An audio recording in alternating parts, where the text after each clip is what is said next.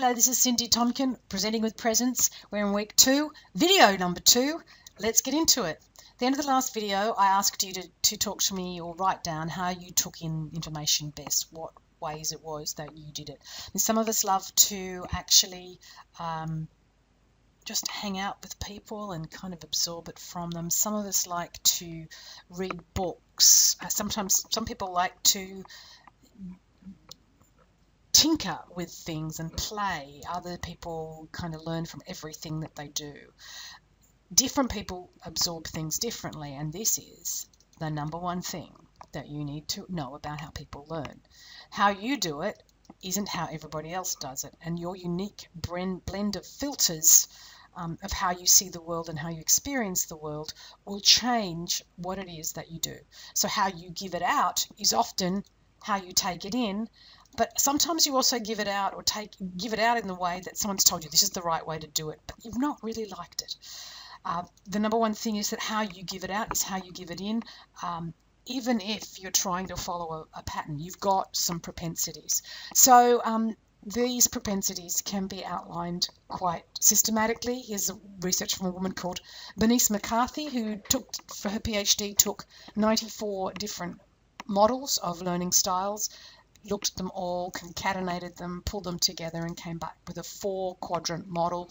We love a 4-quadrant model. This is hers. Let me explain it to you. Any of you who've read or watched Simon Sinek, who did a TED talk called Start With Why and wrote a book called Start With Why, you'll know about this kind of learner. These are the why learners. They often care more about who they're learning from than what they're learning. When you put why learners into an exercise of any type, they will spend time making ground rules and getting to know each other and swapping names.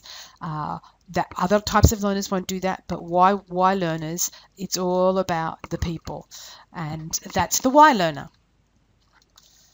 The second type of learner we've got is what we call the what learner. They're all about information. They like to have titles. They like to read it or lecture on it. If they give information, it's always a lot. This is a book, by the way, called The Lady's Handbook of Home Treatments, and every what learner in the world would love it. Look, there's a chapters, and there's even things on sex physiology and hygiene. By the way, this photograph here, 2 little girls playing mother, it actually says 2 housewives in the making. This book was published in 1939. How things have changed, or have they? So the what learner is all about facts and ideas, and the way they like to hear information and see information is as much as possible, please. The next style of learner is the how learner. They're all about getting hands-on and making things happen. When they buy a product, they open the box and start playing with it straight away. They eschew the manuals. They just get their hands dirty straight away. They prefer hands-on learning. They prefer TAFE style, technical and further education style learning, where they can actually be doing something real and pragmatic from the get. And the final kind of learner is the what if or what next kind of learner. This particular photograph I'm showing you here is of a work by Rosalie Gascoigne, an Australian artist who worked in the 70s, lived near Canberra. She would take essentially junk and make it into art. So here you've got some packing crates and some wood discards. What next learners are like Rosalie in the sense that everything gets recycled and reused and used in a different context.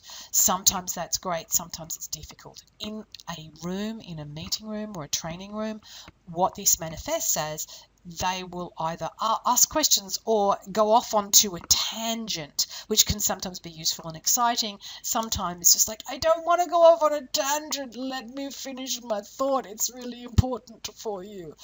So the what next learner is that kind of person who catapults from one context to another. So there it is overall. Here's Bernice McCarthy's model. why, what, how, what if.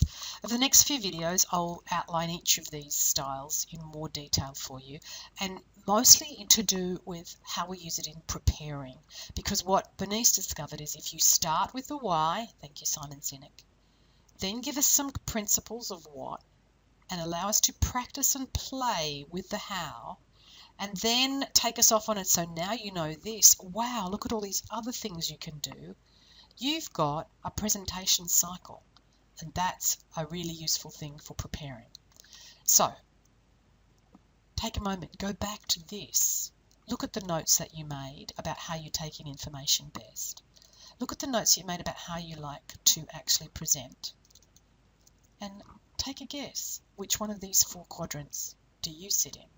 As you go through the next videos, you'll have an opportunity to start to understand which parts of them you do. And by the way, yes, you'll have preferences for more than one, but there'll be 1 or 2 that are more strong in this one than others. The force is strong in this one. Tune in for the next video. See you then. Bye.